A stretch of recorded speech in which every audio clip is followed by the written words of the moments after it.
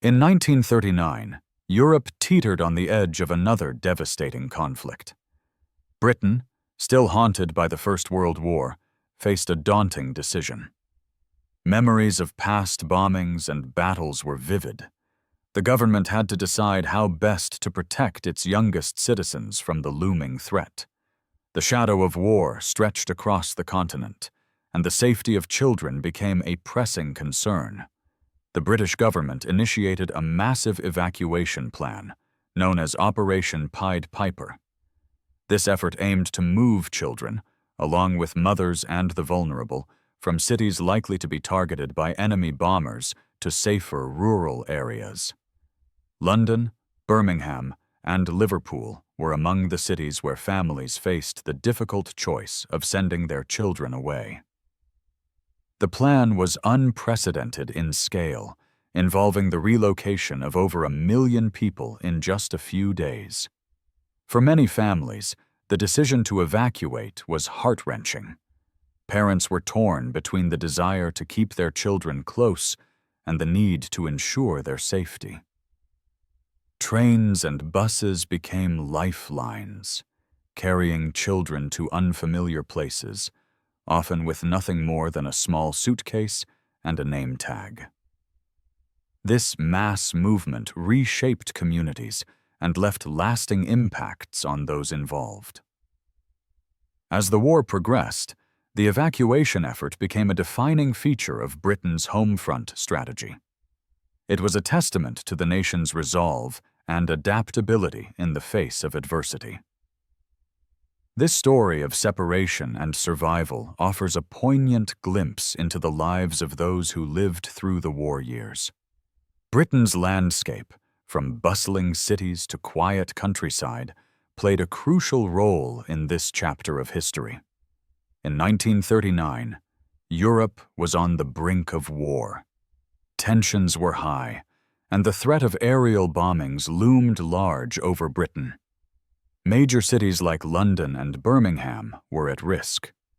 The government faced a critical challenge: how to protect civilians, especially children, from the expected air raids. Government officials and local authorities worked together to plan for civilian safety. They understood the importance of moving children away from potential targets. The stakes were high. Protecting the youngest citizens became a priority. The fear of bombings on densely populated areas drove their efforts. Organizing such a massive operation required careful planning. Transporting and accommodating thousands of children was no small task. Trains and buses were arranged to move them from urban centers to the countryside. Rural areas were considered safer, away from the threat of bombs. Volunteers and local communities were called upon to help provide temporary homes. The decision to evacuate over 1 million children marked a turning point. It was a bold and unprecedented move. The government aimed to remove children from harm's way before the bombs began to fall. This decision set the stage for what would become one of the largest movements of people in British history. As plans solidified, the first wave of evacuations was set to begin. Children, along with their teachers, prepared to leave their homes. They would soon embark on a journey to unfamiliar places, seeking safety from the conflict that was about to engulf Europe. In September 1939, World War II began. Britain faced the threat of German bombings. The government acted quickly to protect children. Parents, teachers, and volunteers played crucial roles. They helped organize the evacuation from cities like London and Birmingham. The stakes were high. Children needed safety from potential air raids. Many were sent to unfamiliar rural areas. This was a challenging transition. Parents had to trust strangers with their children's care. Teachers and volunteers accompanied them, providing reassurance. Logistics were complex. Trains and buses transported the children. Stations were crowded with families saying goodbye. The journey to the countryside was long and emotional. Rural communities prepared to receive the new arrivals. Local families opened their homes to evacuees. The first wave of evacuations was a turning point. Initially, the operation was successful. Many children reached safety without incident. However, challenges soon emerged. Some children struggled to adapt to rural life. Homesickness was common. Not all host families were welcoming. These issues required ongoing attention. In 1939, children evacuated from cities found themselves in unfamiliar countryside settings. Adjusting to life away from home was difficult. Many missed their families and familiar surroundings. Host families played a crucial role in this transition. These families, often living in rural areas, opened their homes to city children. Local communities also became involved, providing support and resources. The emotional and social adaptation of these children was significant. Some settled in quickly, forming bonds with their host families.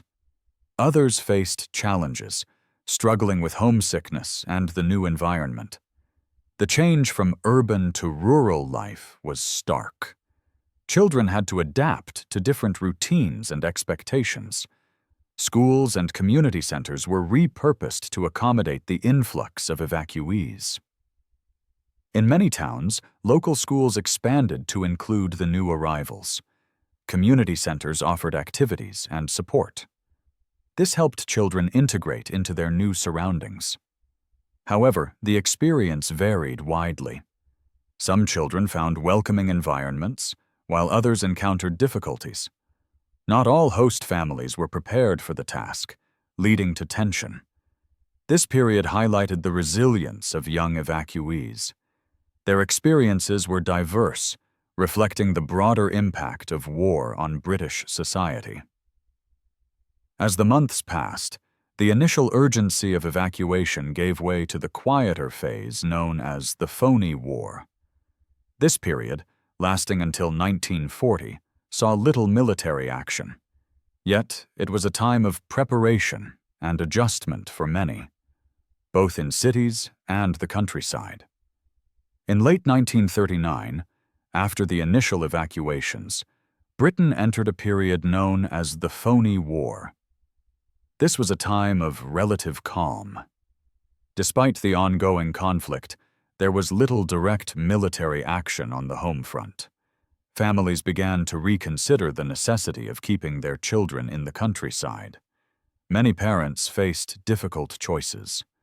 The threat of bombing seemed distant, and some questioned whether their children were safer away from home.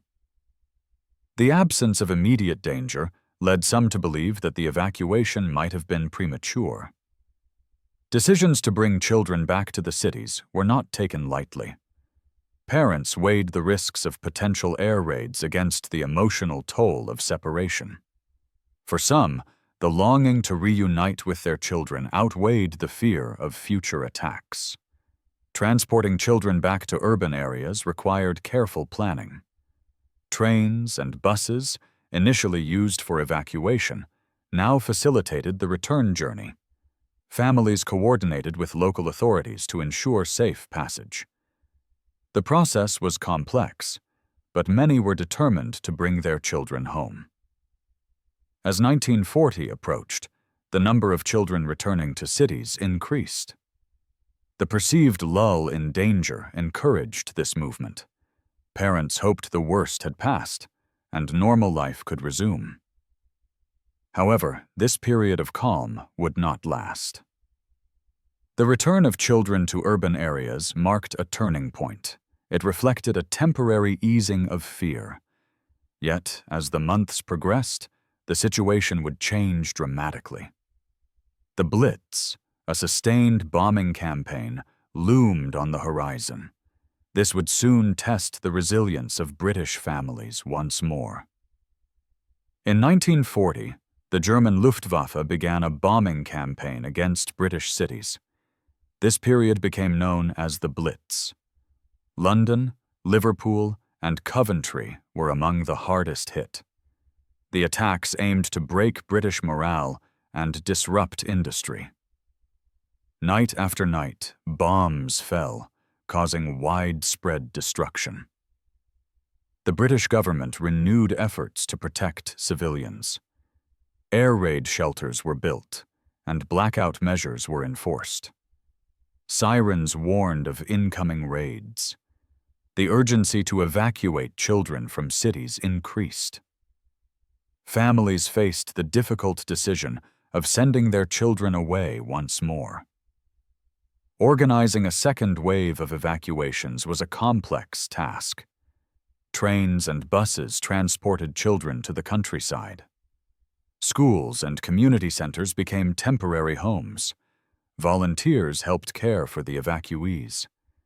Many children found themselves in unfamiliar surroundings. As bombings intensified, more children were moved to safety. The government worked to ensure their well-being. This effort was crucial as cities faced relentless attacks. Parents hoped their children would remain safe in rural areas. The Blitz tested the resilience of the British people. It also highlighted challenges in evacuation logistics. Families were separated, and resources were stretched thin. Criticisms arose over the handling of evacuations. Some questioned the adequacy of rural accommodations. In the next section, we will explore these challenges and criticisms. The evacuation process was not without its flaws. Understanding these issues provides insight into the broader impact of the Blitz on British society. Managing large-scale evacuations during the Blitz presented significant challenges. In 1940, the British government aimed to protect children by moving them from cities like London to rural areas. However, this effort faced numerous difficulties. Organizing transport and finding suitable accommodations proved complex. Many rural areas were unprepared for the sudden influx of evacuees. Parents and the public expressed concerns. Some parents worried about their children's well-being far from home. Reports of inadequate living conditions in host areas fueled these fears. Families were often separated for long periods, leading to emotional distress. Public criticism grew as stories emerged of children facing neglect or poor treatment. The stakes were high. The government needed to balance the safety of children with the emotional and psychological impact of family separation. Ensuring proper care and supervision in host areas became a priority. Local communities were sometimes overwhelmed. Resources were stretched thin, and not all hosts were prepared or willing to provide the necessary support. To address these issues, the government took steps to improve conditions. They increased oversight and support for host families. Efforts were made to better match children with suitable homes. Training programs for hosts were introduced to ensure proper care. These measures aimed to ease the burden on rural communities and reassure concerned parents. As the war progressed, these efforts evolved. The government continued to refine evacuation strategies. This period marked a turning point in how Britain managed the home front during the war. In the later years, these experiences informed broader strategies for civilian protection and welfare. As the war continued, evacuations remained a crucial strategy. By 1941, the threat of bombing persisted. The government maintained its focus on moving children to safer rural areas. This effort required ongoing adaptation. Authorities introduced new policies to improve the process. They aimed to address earlier criticisms and better support host families. The government learned from past mistakes. They implemented training programs for hosts. This ensured children received proper care. Oversight improved, with regular inspections of living conditions. These measures helped reduce public concern. Families felt more confident in the safety of their children. The impact on evacuated children was significant. Many faced long separations from their families. This affected their emotional well-being. Some children adapted well to rural life. Others struggled with the changes. The experience left lasting impressions on both children and their families. Logistical challenges evolved over time. Transporting large numbers of children required careful coordination. Authorities developed more efficient systems. They worked closely with local councils to manage resources. This cooperation was vital in maintaining the evacuation program. As the war neared its end, the situation shifted. By 1944, the threat of bombing decreased. Families began to reunite. The gradual return of children marked a turning point. It signaled a move towards peacetime. This transition was not without challenges. Adjusting back to city life took time for many. The experiences of these years shaped future policies. They informed the legacy of Operation Pied Piper. The lessons learned influenced how Britain approached civilian protection in later years. This history set the stage for post-war recovery efforts. As the war ended, Britain began reflecting on Operation Pied Piper. This was the mass evacuation of children from cities to rural areas during the war. Many former evacuees and their families looked back on this time with mixed emotions. Some children had positive experiences, forming bonds with their host families. Others faced challenges, feeling isolated or unwelcome. Understanding the social and emotional effects of the evacuation became important. Researchers and historians studied these impacts. They wanted to know how being uprooted affected children's development and family relationships. Some evacuees struggled with identity and belonging after returning home. These experiences varied widely, influenced by the conditions they faced during their displacement. Documenting the logistics of the evacuation was also crucial. The operation involved complex planning and coordination. It required cooperation between government agencies, local authorities, and host families. Studies focused on how these efforts were organized and what lessons could be learned. This documentation helped improve future policies on civilian protection and emergency preparedness. Recognition of the operation's significance grew over time. It was seen as a turning point in how Britain managed civilian safety during crises. The evacuation highlighted the importance of planning and community support. It also showed the resilience of those involved, both the evacuees and the hosts. As we move towards the conclusion, we consider how Operation Pied Piper left a lasting legacy. It shaped future approaches to civilian protection and influenced social policies in post-war Britain. Operation Pied Piper, initiated in September 1939, stands as a significant chapter in Britain's World War II history.